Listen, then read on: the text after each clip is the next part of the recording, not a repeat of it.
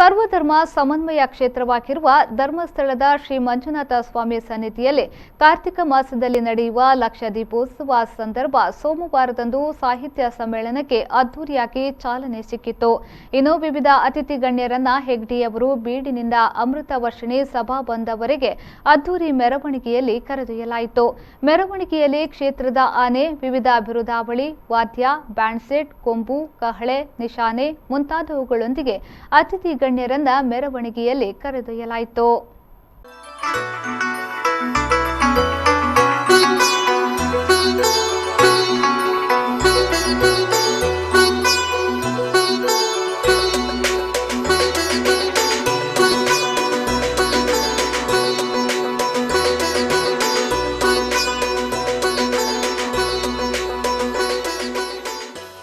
ದಕ್ಷಿಣ ಭಾರತದ ಪುಣ್ಯಕ್ಷೇತ್ರ ಧರ್ಮಸ್ಥಳದಲ್ಲಿ ಕಾರ್ತಿಕ ಮಾಸದ ವಾರ್ಷಿಕ ಲಕ್ಷ ದೀಪೋತ್ಸವ ಸಂಭ್ರಮ ಮನೆ ಮಾಡಿತು. ಶ್ರೀ ಕ್ಷೇತ್ರ ಧರ್ಮಸ್ಥಳದಲ್ಲಿ ಲಕ್ಷ ದೀಪೋತ್ಸವ ಪ್ರಯುಕ್ತ ಆಯೋಜಿಸಿದ್ದ ಸಾಹಿತ್ಯ ಸಮ್ಮೇಳನದ 88ನೇ ಅಧಿವೇಶನದ ಪ್ರಯುಕ್ತ ವಿವಿಧ ಅತಿಥಿ ಗಣ್ಯರನ್ನ ಹೆಗ್ಡೆಯವರ ಬೀಡಿನಿಂದ ಅಮೃತ ವರ್ಷಿಣಿ ಸಭಾಬಂಧವರೆಗೆ ಅದ್ದೂರಿ ಮೆರವಣಿಗೆಯ ಮೂಲಕ ಕರೆದೊಯ್ಯಲಾಯಿತು. ಮೆರವಣಿಗೆಯಲ್ಲಿ ಕ್ಷೇತ್ರದ ಆನೆ, ವಿವಿಧ ಬಿರುದಾವಳಿ, ವಾದ್ಯ, ಬ್ಯಾಂಡ್ ಸೆಟ್, ಕೊಂಬು, ಕಹಳೆ, ನಿಶಾನೆ ಮುಂತಾದವುಗಳೊಂದಿಗೆ ಅತಿಥಿ ಗಣ್ಯರನ್ನ ಮೆರವಣಿಗೆಯಲ್ಲಿ ಅಮೃತ ವರ್ಷಿಣಿ ಸಭಾಭವನಕ್ಕೆ ಕರೆದೊಯ್ಯಲಾಯಿತು.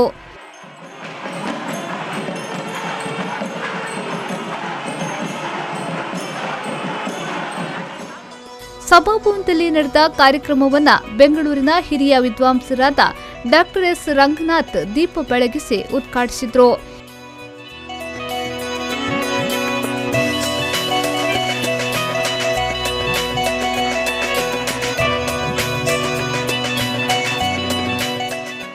ಈ ಸಂಭ್ರಮದಲ್ಲಿ ಮಾತನಾಡಿದ ಅವರು, ಸಾಹಿತ್ಯ ಕೃತಿ ಜೀವನ ಮೌಲ್ಯದ ಆಕಾರವಾಗಿದೆ. ಸಾಹಿತ್ಯದ ಮೌಲ್ಯಗಳು ಸ್ವಂತ ಅಧ್ಯಯನ, ಅನುಭವ, ಸಂಸ್ಕಾರ ಮತ್ತು ಜೀವನಗಳಿಂದ ಸಮ್ಮಿಳಿತ. ಸಮಾಜದ ರಕ್ಷಣೆ ಮತ್ತು ಪೋಷಣೆಗೆ ಸಾಹಿತ್ಯ ಅಹರ್ನಿಶಿಯಾಗಿ ಹಾಸುಹೊಕ್ಕಾಗಿದೆ ಅಂತ ಹೇಳಿದ್ರು. ಸಹ ಬೆಲೆ ಗೊತ್ತಿದೆಯೇ ಹೊರತು ಮೌಲ್ಯಗಳ ಬೆಲೆ ಯಾರಿಗೂ ಗೊತ್ತಿಲ್ಲ. Modern man knows the price of every commodity but value of none ಎಂದು ಆಸ್ಕರ್ ವೈಲ್ಡ್ ಹೇಳುತ್ತಾನೆ. Modern man is externally sophisticated, internally suffocated. J ಕೃಷ್ಣಮೂರ್ತಿಯವರು ಹೇಳ್ತಕ್ಕಂಥ ಮಾತು. ಡಾಕ್ಟರ್ ಎಸ್ ರಾಧಾಕೃಷ್ಣನ್ ಪ್ರಕಾರ values are not rules or statutes to be written down in the form of law. They are internalized process of living to be passed down to posterity in its pristine purity ಅಂತ. ಕಾರ್ಯಕ್ರಮದ ಅಧ್ಯಕ್ಷತೆ ವಹಿಸಿದ್ದ ಖ್ಯಾತ ವಿಮರ್ಶಕ, ಹಿರಿಯ ಸಾಹಿತಿ doctor Narahalli Balasubramanya ಅವರು ಮಾತನಾಡಿ, ಧರ್ಮದ ನಡೆ ಸಮಾಜದ ಕಡೆಗಿರಬೇಕು. ಧರ್ಮಕ್ಕೆ ಬೇಕಿರುವುದು ಮಾತೃ ಹೃದಯ. ಅದು ಧರ್ಮಸ್ಥಳದಲ್ಲಿ ವಾತ್ಸಲ್ಯ ಯೋಜನೆಯ ಮೂಲಕ ಸಾಕಾರಗೊಂಡಿದೆ ಎಂದು ಹೇಳಿದರು.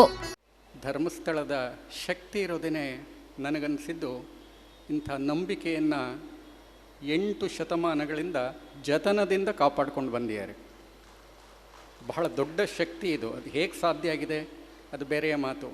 ಆದರೆ ಈ ನಂಬಿಕೆಯನ್ನು ಅಂದಿನಿಂದ ಇಂದಿನವರೆಗೆ ಇವತ್ತಿಗೂ ಕಾಪಾಡ್ಕೊಂಡು ಬಂದಿರೋದಿದೆಯಲ್ಲ, ನಾವಿಲ್ಲಿ ಏನನ್ನೇ ಕೊಟ್ಟರೂ ಅದು ಸಾರ್ಥಕವಾಗಿ ಬಳಕೆ ಆಗುತ್ತೆ. ಪ್ರಾಸ್ತಾವಿಕವಾಗಿ ಮಾತನಾಡಿ ಸ್ವಾಗತಿಸಿದ ಧರ್ಮಾಧಿಕಾರಿ ಡಾಕ್ಟರ್ ಡಿ ವೀರೇಂದ್ರ ಹೆಗಡೆಯವರು, ಸರ್ವರ ಹಿತರಕ್ಷಣೆಯೊಂದಿಗೆ ಭಾಷಾ ಸಾಮರಸ್ಯ, ಭಾಷಾಭಿಮಾನದ ಜೊತೆಗೆ ಮಾನವೀಯ ಮೌಲ್ಯಗಳ ಉದ್ದೀಪನ ಹಾಗೂ ಆರೋಗ್ಯಪೂರ್ಣ ಸಮಾಜ ನಿರ್ಮಾಣಕ್ಕಾಗಿ ಸಾಹಿತ್ಯ ಅಗತ್ಯ ಎಂದರು. ಒಂದು ಸಮ್ಮೇಳನ ಯಾಕಾಗಿ ಮತ್ತು ಹೇಗೆ ಜನೋಪಯೋಗಿ ಆಗಬಹುದು ಎಂಬುದು ನಾವಿಂದು ಚಿಂತಿಸಬೇಕಾದ ಅಂಶವೇ ಆಗಿದೆ. ಜಾಗತೀಕರಣ ಮತ್ತು ಖಾಸಗೀಕರಣಗಳ ವರ್ತಮಾನ ಸಂದರ್ಭದಲ್ಲಿ ಪೃಷ್ಟಿ ಸಮಷ್ಟಿಯಾಗುವ, ವೈಯಕ್ತಿಕತೆಯು ಸಾಮಾಜಿಕವಾಗುವ, ಸ್ಥಳೀಯತೆಯು ಜಾಗತಿಕಗೊಳ್ಳುವ ಈಗಿನ ಈ ಸಂಧ್ಯಾಕಾಲದಲ್ಲಿ ಸಾಹಿತ್ಯ ಸಮ್ಮೇಳನದ ಅರ್ಥವಂತಿಕೆ ಹಿಂದೆಂದಿಗಿಂತಲೂ ಹೆಚ್ಚಿನ ಔಚಿತ್ಯವನ್ನು ಪಡೆದಿದೆ. ಸಮ್ಮೇಳನದ ಅಧ್ಯಕ್ಷರು ಹಾಗೂ ಉದ್ಘಾಟಕರನ್ನ ಡಾಕ್ಟರ್ ಹೆಗ್ಡೆಯವರು ಗೌರವಿಸಿದ್ರು. ಲಕ್ಷ ದೀಪೋತ್ಸವ ಸ್ವಾಗತ ಸಮಿತಿಯ ಖಜಾಂಚಿ D Harshendra Kumar ಉಪನ್ಯಾಸಕರನ್ನ ಗೌರವಿಸಿದ್ರು.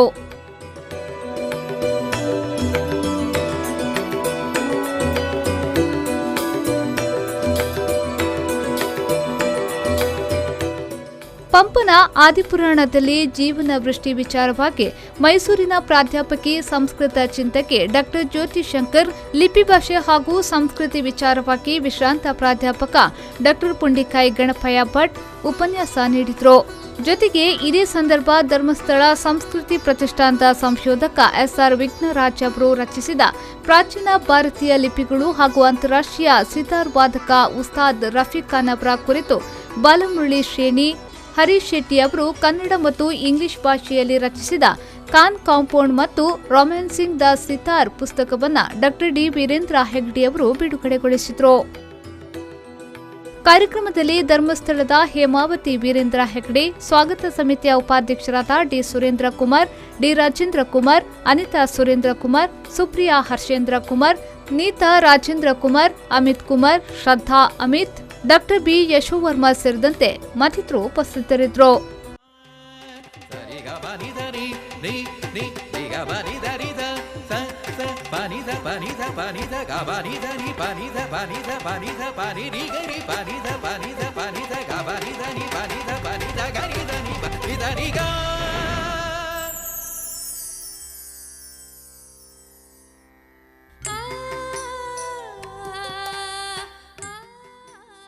Bureau report, ವಿ4 ನ್ಯೂಸ್ 24/7 ಧರ್ಮಸ್ಥಳ.